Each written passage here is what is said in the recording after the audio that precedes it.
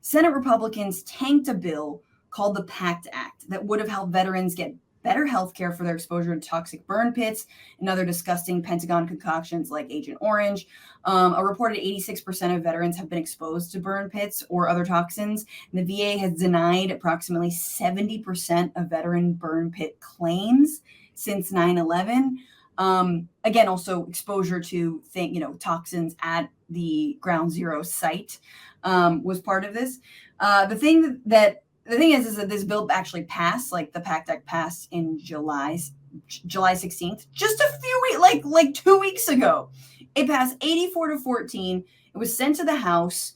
And then for some reason, there was a small amendment that Republicans say and claim completely changed the whole thing, created a slush fund. And so 25 senators, Republican senators, changed their vote. And here they are voting against giving greater health care to veterans.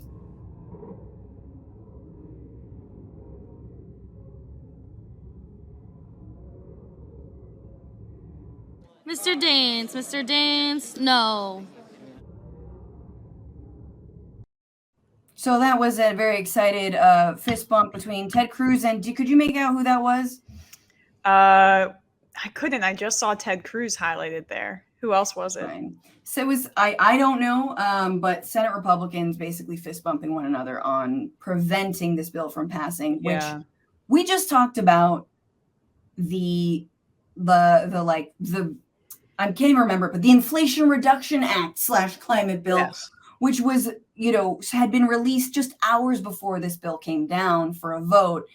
It feels like Senate Republicans were butthurt about the fact that Joe Manchin was actually agreeing to do something and was turning their back on them. And they were like, okay, we'll just randomly assign our anger into this bill that we were totally fine with 2 weeks ago. Yeah, I mean, you're right about that. It seems clear that basically what happened when I said earlier in the show that Schumer, in a rare moment, I think one of his first or second ever instances of outmaneuvering McConnell, was that, and of course it's for legislation that Schumer really wanted and not like Medicare for all or something big or single payer healthcare or Green New Deal, whatever. But Schumer has been trying to get this Chinese competitive bill on semiconductors and other industries. He's been on this for years at this point, and it was finally his chance to strike. And so he was able to get over 10 Republicans on board with this bill. The only Democrat that voted against it was Bernie Sanders, by the way, because he said this is public taxpayer money invested in this bill, and we have no guarantees on if it's coming back for us. And he's absolutely right. But regardless, it passed over the filibuster threshold. And so the reconciliation process, which is only reserved for budgetary bills, and you only need 50 votes plus the tiebreakers of Kamala Harris to get it over the threshold. That route, which is you only have a finite number of them per year because of the stupid filibuster, that was preserved for this agreement that Manchin and Schumer had agreed to behind the scenes, but no one knew about it. So Schumer waited for chips to pass, the Chinese competitive bill, the semiconductor bill, to pass the Senate, having let no one know that this agreement was in place. And as soon as it passed that afternoon, what do you know? Schumer and Manchin had an agreement all the time. Now, I don't love the substance of the legislation to the degree that Schumer probably does. Right. It is notable that it was a rare piece of outmaneuvering of McConnell, and Republicans got vindictive, and so they shot down this burn pit legislation to help veterans with their health care after they started an illegal war in Iraq and a long occupation in Afghanistan, which caused these things. And then they say, well, we love soldiers, but we don't love veterans so much. So screw you and your health care, and we're not going to help you in any way. Right. And that's the kind of games that Republicans play, and I hope that's clarifying for people. Incredibly. And I have to play a little bit of Jon Stewart. Veterans are now, in fact, because he's been at the forefront of this fight, veterans are now sleeping on the steps of the Capitol building. And Chuck Schumer says he's going to bring the vote back. He's going to bring the act back for another vote, on Monday night. So we'll see. this may have already passed by the time you guys are listening to it, and I fucking hope it does. But you hear what Emma's explaining was just like incredible pettiness because of Republicans passing the CHIPS Act, and then being like, well, I don't want to agree with Democrats twice. And now there's another thing that's coming down the pike. So you're right. And this is Jon Stewart calling the Senate, and specifically Senate Republicans, on their bullshit. And I just think this is so brilliant. And I wish Stewart could coach Schumer. They need some messaging help. Yeah. Leaning over his glasses and doing that. Well, I've said, just take a few cues. So ain't this a bitch? Yeah. Yep. Ain't this a bitch? Yep. America's heroes who fought in our wars, outside sweating their asses off, with oxygen, battling all kinds of ailments, while these motherfuckers sit in the air conditioning, walled off from any of it. They don't have to hear it. They don't have to see it.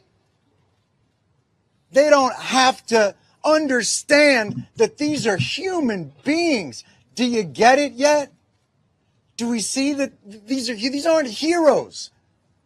These are men and women, mothers and fathers, sisters and brothers, that we just let stand outside in the heat when they can't breathe. I'm going to read you something. This is beautiful. I'm going to read you something beautiful. You know what? I said a curse word, and I'm sorry about that. That was my fault. Let me say something beautiful. This is a tweet from Senator Rick Scott of Florida from yesterday. It's beautiful. And I'm sorry about the cursing, and let me say something beautiful to make it up to you. I was honored to join the USO today and make care packages for our brave military members in gratitude of their sacrifice and service to our nation. And there's a beautiful picture. I wish you could see it. He's standing with a little package. Did you get the package? I think it has M&Ms in it and some cookies and some moist towelettes. I don't even know. Honestly, I don't even know what to say. I've been coming down here 10, 15 years. I'm used to the hypocrisy. Christina Keene will tell you from VFW. She sat in office with Mitch McConnell and a war veteran from Kentucky, and he looked that man in the eyes and he said, we'll get it done. And he lied to him. Because Mitch McConnell yesterday flipped. I'm used to the lies. I'm used to the hypocrisy. Senator Pat Toomey won't take a meeting with the veterans groups. Sends out his chief of staff. I'm used to the cowardice. I've been here a long time. Senate's where accountability goes to die. These people don't care. They're never losing their jobs. They're never losing their health care. Pat Toomey didn't lose his job. He's walking away. God knows what kind of pot of gold he's stepping into to lobby this government to shit on more people.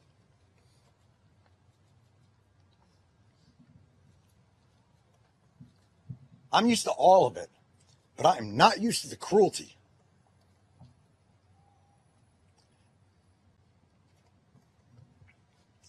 They passed it.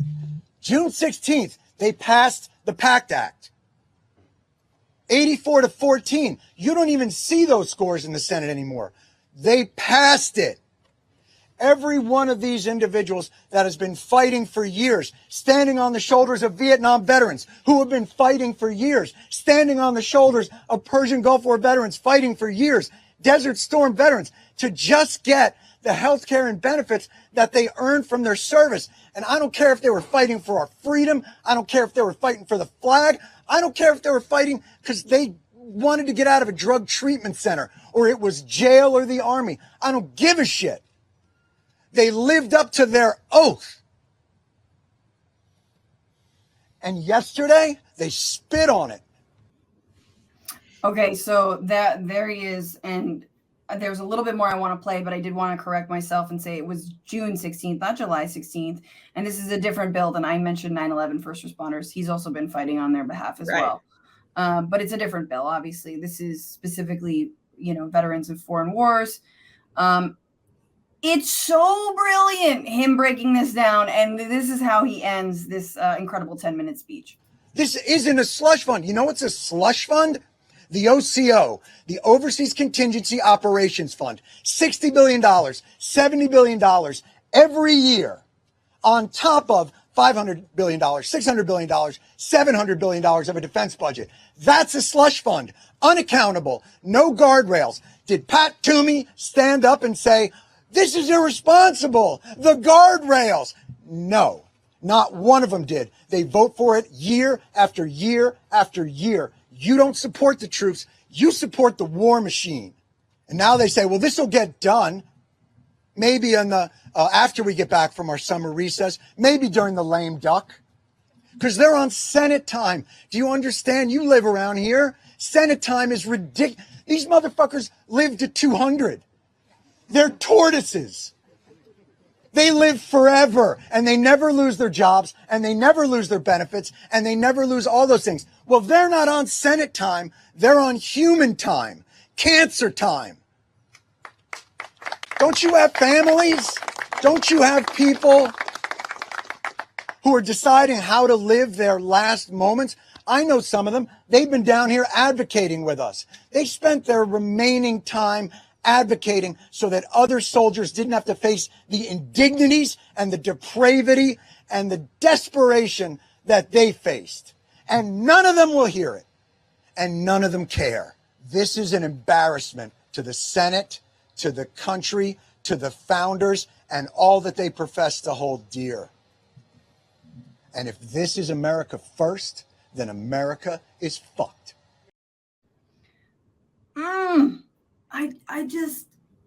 Why can't we have that clarity more often? Oh yeah. Well, they work with Republicans. They want things to be nice at the lunch counter. Yeah, exactly.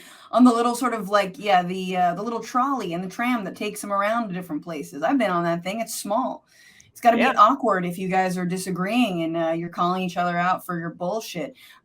I think the point, and this is a broader discussion, but the point about Republican so-called isolationism and the fact that a lot of these MAGA fools were like, yeah, the Iraq War was dumb, and none of them are resuscitating Bush. Only mainstream media and centrists love to resuscitate Bush, and here John is calling them out on this idea that number one, they're always against government spending unless it is for war.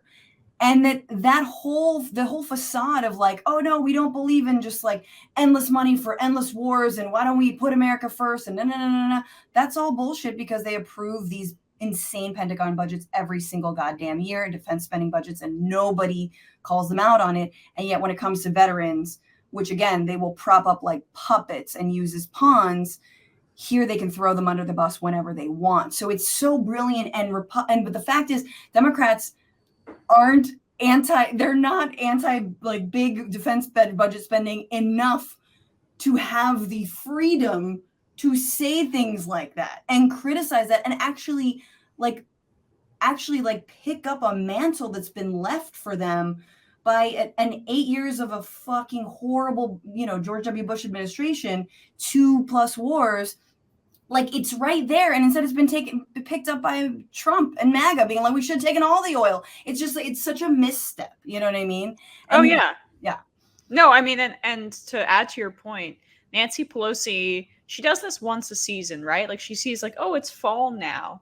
It's time for me to say publicly that we need a strong Republican Party.